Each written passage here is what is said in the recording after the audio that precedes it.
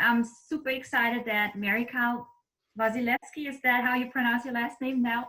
Perfect. Wasilewski, but somewhere in there. The German pronunciation, though, I'm pretty familiar with that It's too. pretty close. Awesome. To join us today, thank you for joining us. And just a little background information on Kyle. She always enjoyed science and technology, which is super exciting, I believe. So she already did a couple of projects in middle school and high school before earning a bachelor's degree in mechanical engineering from Virginia Tech. And then later on, she went to NC State to get her MBA, so her master's in business administration. And now Kyle is a new product manager at AKG in Mebane. And I am very happy that she has time to join us today for our Lunch and Learn. And to get that started, I'm asking you to tell us a little bit about yourself. So something apart from what I already didn't say. Yeah. Thanks. So I am excited to talk to you guys. I love doing stuff like this. Feel like I was always like Bettina was saying, into science and stuff, but there weren't a whole lot of like girl focused things. That was like in the 90s and early 2000s.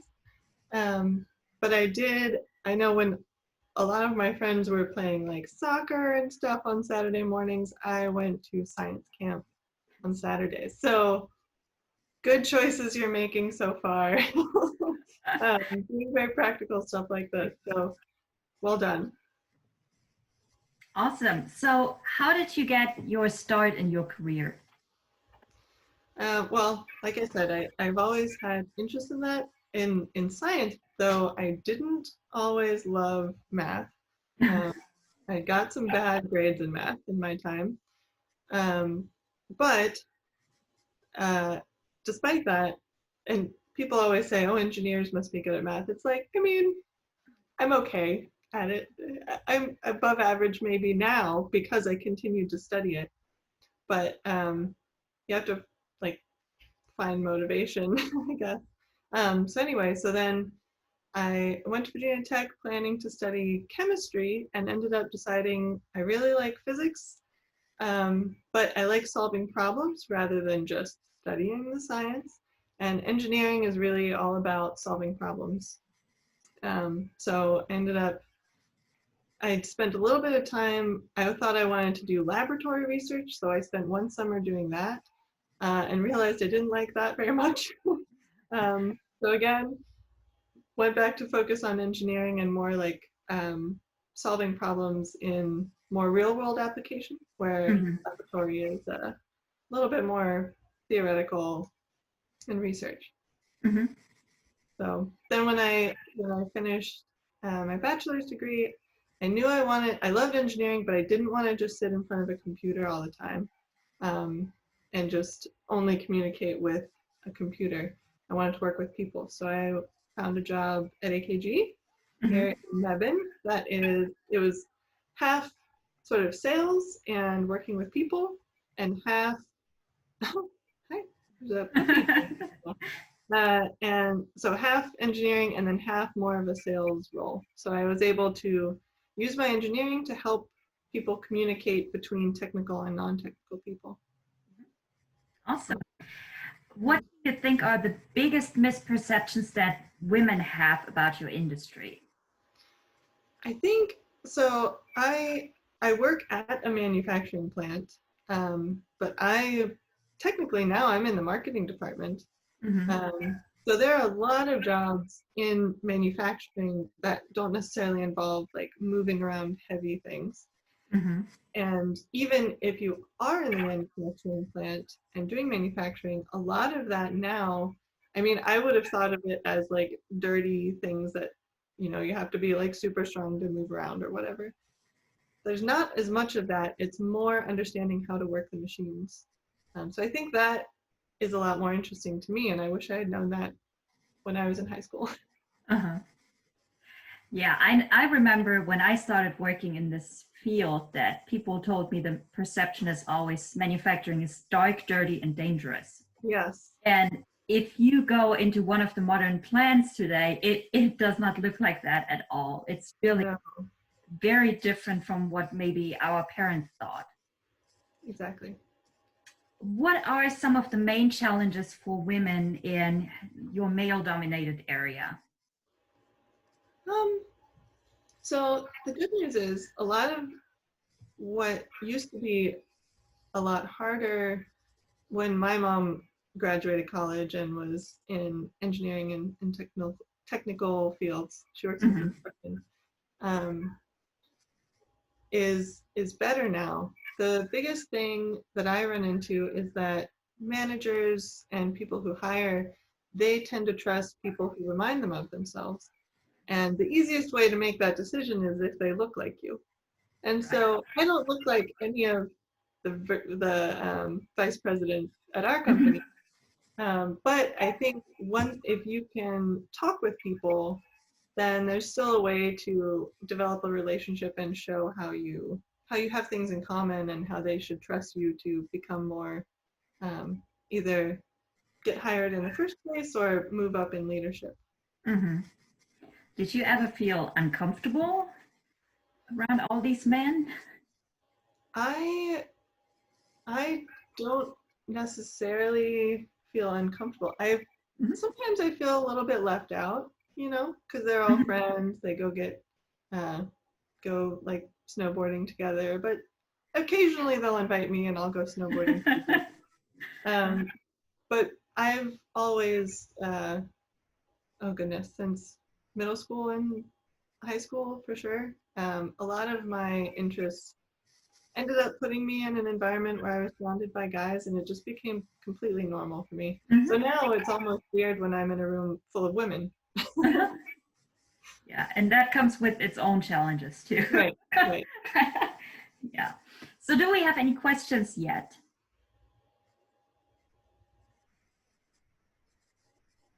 I do. Okay, go for it. What do you think is the most fun part of the job? Ah, and so that is a great question. From the time I started school as an engineer through now, the most fun for me is when I've designed or worked on something and then I get to see it built, like make it something actually happen. So in manufacturing, it's unlike maybe in computer science. Um, in manufacturing, you get to physically see something you worked on finished. And you get like a finished thing that you can be like, I decided that that's where that little cut should be, or whatever. Or I helped make that part. And that's really cool. So I find it very satisfying. I think that's like a basic human need to make things. That's why, people like to make their own furniture as a hobby and stuff like that, if they don't already work in a manufacturing field. So I think that's very cool. And that Yeah. applies to a lot of things, a lot of Yeah. careers. Go ahead. Yeah. I make bracelets sometimes, and it Yeah, just gives me the satisfaction when exactly. someone enjoys them, and I'm just like, I made that. Yes, exactly. So my first job here, like I said, I guess when we were first starting, as people were still joining, I was talking about when I first started after getting a bachelor's degree, I was working as a half salesperson, half engineer. So I would work with our customers um, on a specific part that we specialize in. So it's like in your car, I should tell you what we make. In if you have a family car or like school buses, all that stuff, it was really cool to see not only it be manufactured here once I helped design it, but then see it go into a machine um, for a customer and then be able to drive by them on the highway and say, I helped make that. What skills do you feel are the most critical to your job? What skills are most critical to my job? I think so. Right now, I am a product manager, which means I'm in charge of not everything we make, but certain groups of things that we make and helping to explain what they are to customers and when they should buy them. but also helping explain to our product development team and our manufacturing team and everybody else, our engineers, what customers want so that there's a good match and we make money. So the biggest thing there, and this is not a technical skill, but communication. I mean, being able to listen to people and understand what their priorities are, and then communicate those to somebody else. So for me, my technical background means I like speak the same language as all the technical people, but really it's just helping people understand each other when maybe they don't speak the same language. So I not just international languages, but although I'm learning some of those too. But yeah, technical versus people who are mostly concerned about the money, versus people who are concerned about making sure that the machine works and helping them come together. But the other thing I would say though that's a little more technical is being comfortable with a computer. So no matter what job you have, you will be more successful if you just make yourself get comfortable with computer things instead of avoiding it. So I wish I had done more of that in high school. That's interesting. That's a very good advice for our girls. And since they're on the call, I would assume that they are kind of interested in what you're doing. So what other advice would you give them? So once it's really more computer skills, and is there anything else that you would like to recommend to them?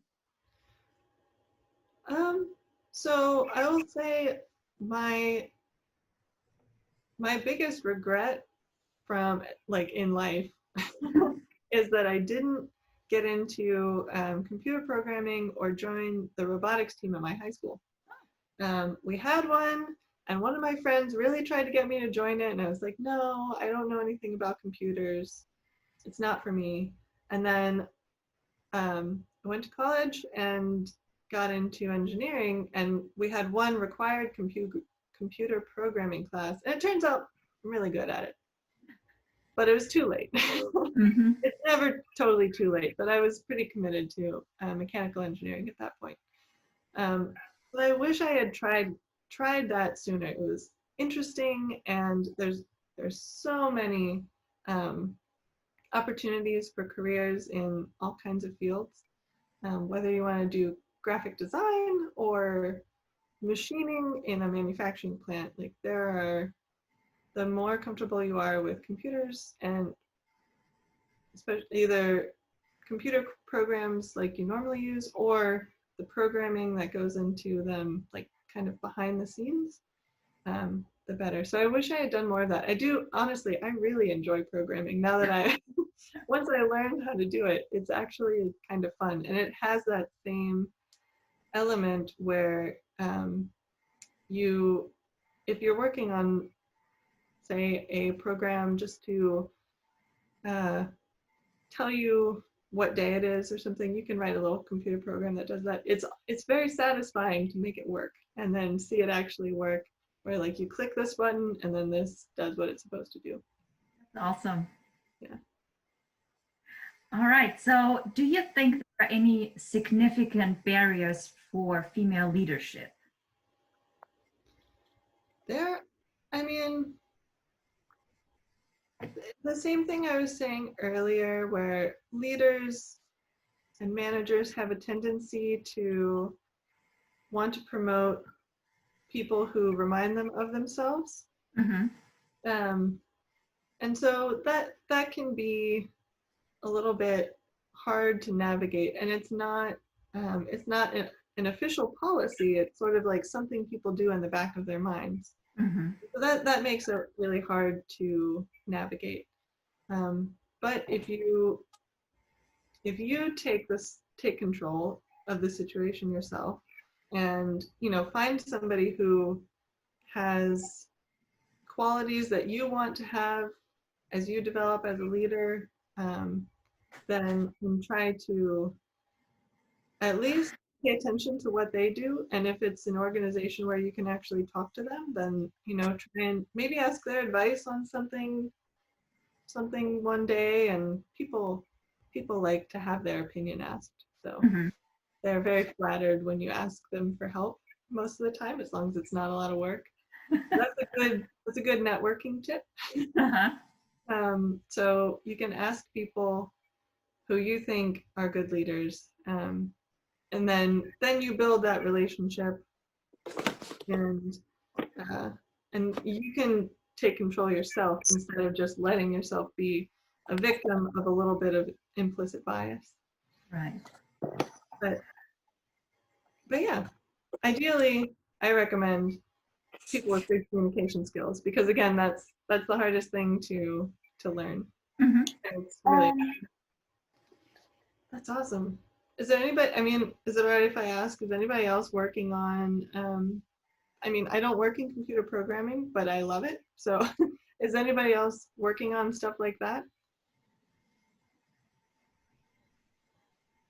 I'm usually pretty bad at computer stuff. I don't know, not me. well, I'm pretty good at computer stuff because I spend most of my day looking at a computer screen downstairs. I And literally only left the computer to come up here and do the call.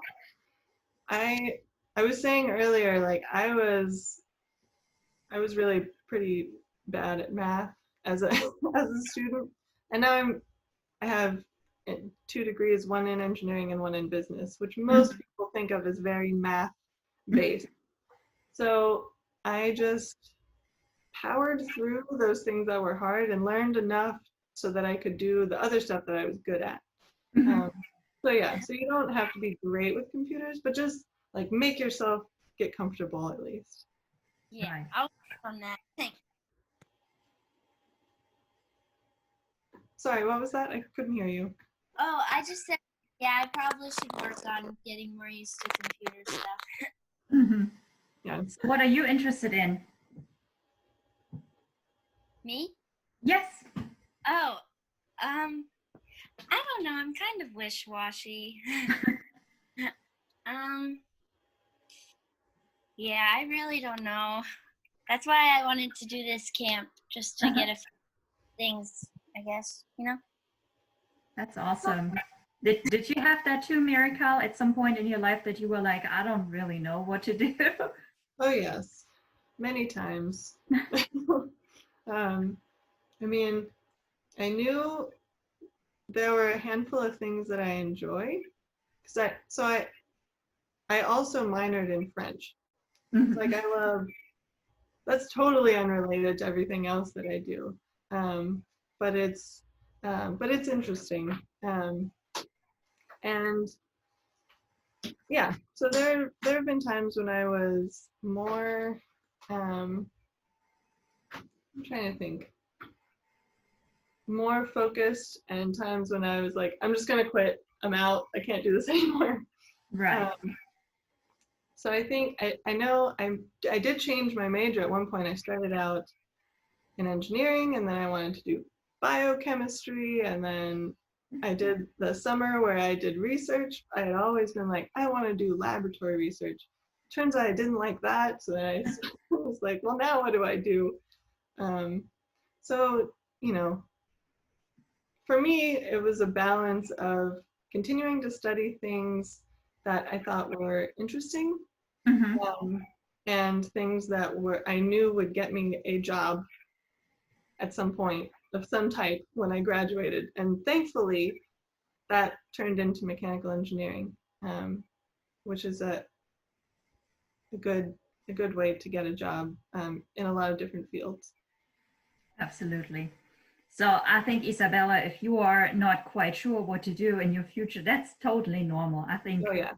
yeah, I had that too, for many, many years. If you look at my, I want to be when I grow up, you probably have pretty much every occupation you can think of on there, like from medical doctors, lawyers, pharmacists. Then I wanted to do something with animal care, and now I ended up in education. So even that, when I started going to school for education studies, and then I think in my second or third semester, I think it was my second semester, I had a really good professor, and he told me, if you want to have a future in education, you have to go into educational research. And that was back in 2005.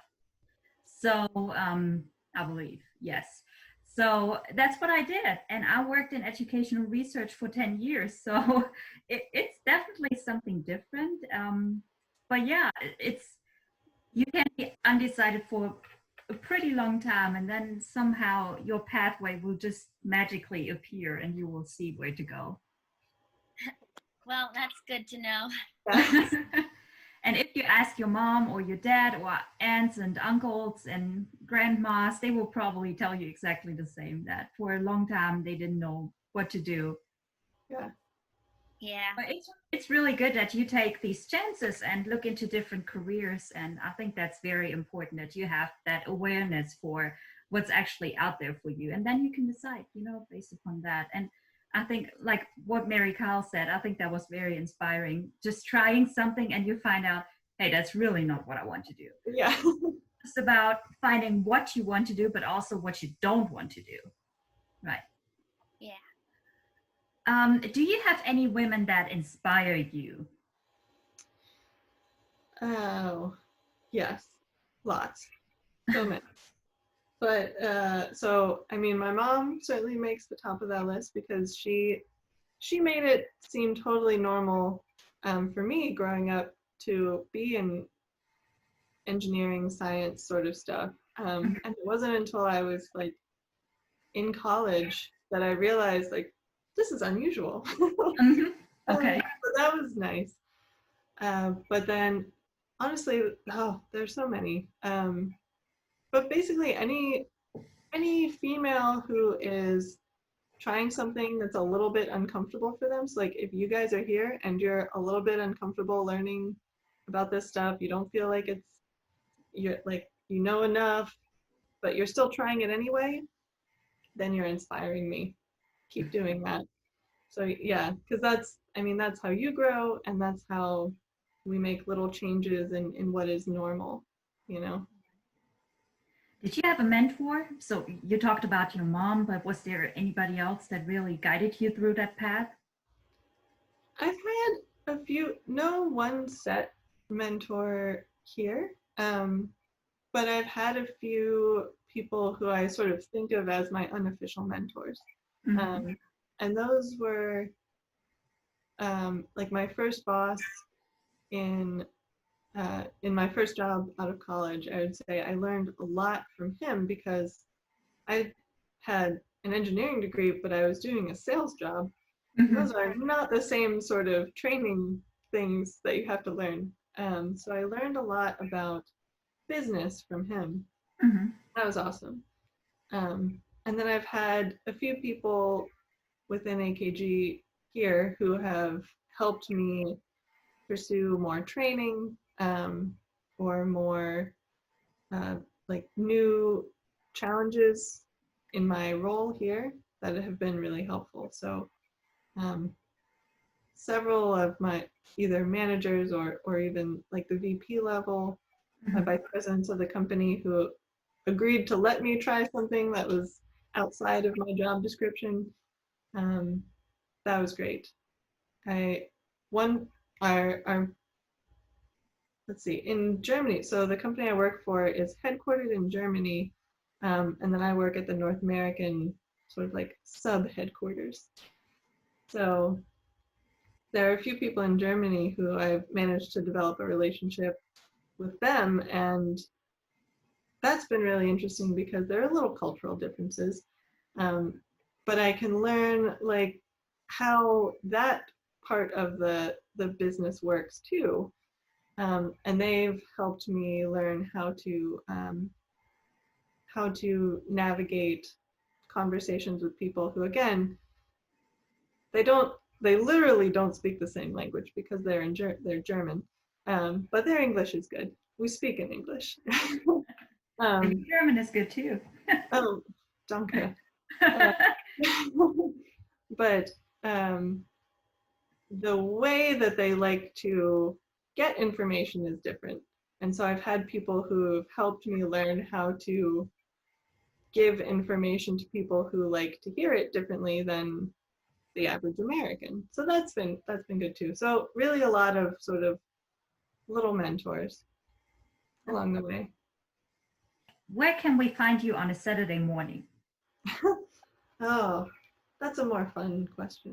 Right.